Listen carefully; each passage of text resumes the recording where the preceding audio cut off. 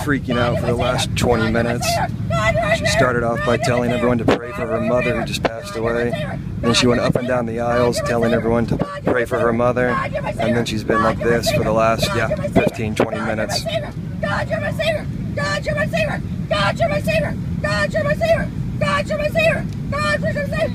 God, you're my savior! God, you're my savior! I don't know if this guy next to her knows her or not. He's been trying to calm her down the whole time. God, you're my savior! God, you're my savior! God, you're my savior! God, you're my savior! God, you're my savior! Don't fucking touch me! God, you're my savior! God, you're my savior! Sorry, God! God, you're my savior! God, you're my savior! God, you're my savior! God, you're my savior! God, you're my savior! God, you're my savior! God, you're my savior! God, you're my savior! God, you're my savior! God, you're my savior! The flight attendant asked me to make sure she doesn't try to go to the back door and open it. If she tries to go back, I'm gonna block her. God, you're my savior! God, you're my savior! God, you're my savior! God, you're my savior! God, you're my savior! God, you're my savior! Yeah, God, you're my savior!